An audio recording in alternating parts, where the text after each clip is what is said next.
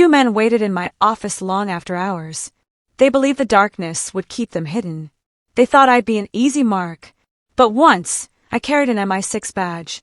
Breaking people was my profession. It ended quickly. A chair splintered. A blade slid into ribs. A gun turned against its owner. Both men hit the floor, convulsing, bleeding, then silent. I didn't even breathe hard. I'd done far worse. In deserts, alleys, and basements that no one remembers. Then I noticed it. One of their phones, screen glowing, still warm from a hand that would never grip it again. A message. From my wife. Did you finish, my coward husband? I'll double your payment if you take care of my daughter too. For a moment, the world narrowed. My ears roared. My jaw locked until bone ached. Her daughter, not mine by blood. But I raised her. I held her through tears. I taught her to ride a bike. I was the man she called Dad. And my wife wanted her erased. I typed back, steady and cold, done. Heading to your place now with his body bag. Then I dialed one number, the only person she feared more than death itself. And I drove home. The drive was suffocating in its silence. Every mile, her voice replayed in my head. Her laugh, her touch, all of it lies stitched together to keep me blind. I remember the late-night calls, the way she flipped her phone face down when I entered, the sudden business trips with excuses polished smooth. I told myself it was stress, distance, the natural cracks of marriage. But betrayal doesn't creep, it waits. And when it strikes hard. Tonight, it struck, and it bore her name. She wanted me gone. She wanted her daughter gone. That wasn't infidelity. That was calculation. A double life cleanly cut. One mask for me, another for her lover, her handler, whoever was on the other side of that text. I didn't bother asking why. Why she needed me dead. Why her child was disposable. Why greed ruled her heart. Reasons are just perfume masking decay. I only needed the truth. So I called him. The one man she dreaded most. Not a rival. Not a lover. Her father. The man she hadn't spoken to in 10 years. The man she stole from, lied about, abandoned. When he answered, his voice was gravel dragged across stone. She finally crossed you, didn't she? Yes, I replied. Silence stretched. Heavy. Then I'll meet you at the house. That's when I knew. Tonight wasn't about survival. It was about judgment. I parked 2 blocks away. The house glowed warm, inviting, a stage set for lies. I sat in the car, watching, waiting, breathing slow. My heart didn't race. She paced in the kitchen, glass of wine in hand. She always drank when she needed courage. Her phone lit up the counter, buzzing again and again with messages from a number saved as work. I raised my camera, snapped photos, took screenshots, insurance.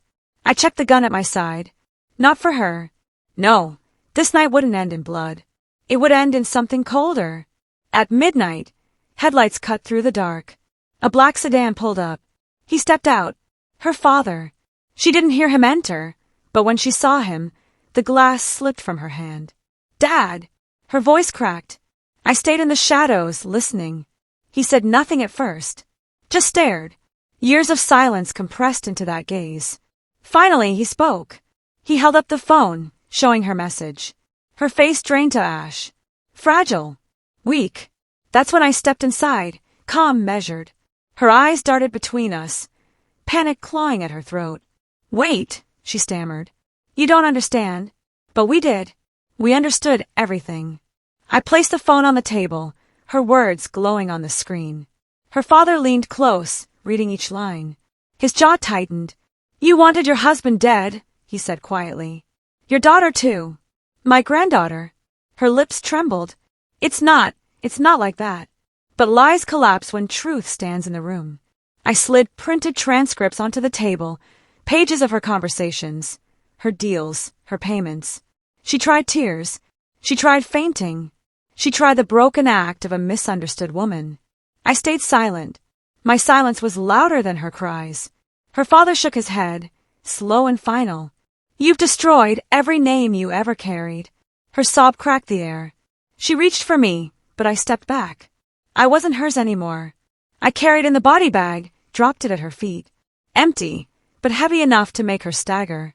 You asked for this, I told her. Now you get to live with it. Her eyes widened. She realized it wasn't death I was giving her. It was exile. Her father turned his back on her. His silence was the verdict. Then I pulled my final card. Divorce papers. Bank accounts frozen. Every asset gone. Evidence sent to the authorities, to her lovers, to her enemies. I stripped her bare. No husband. No daughter. No father. Nothing but herself. That was punishment enough. I walked out without looking back. Her sobs followed me to the car, thin and desperate. I didn't stop. The night air was sharp and cold. My lungs burned with it. She had wanted me buried. She had wanted her daughter erased. Instead, she was the ghost now, alive but ruined.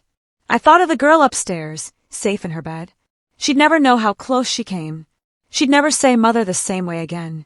As I drove, her father lit a cigarette beside me. The glow carved through the dark. He didn't speak. Neither did I. Words weren't needed. The judgment had already been passed. When the smoke curled into the night, I knew she was gone from me forever.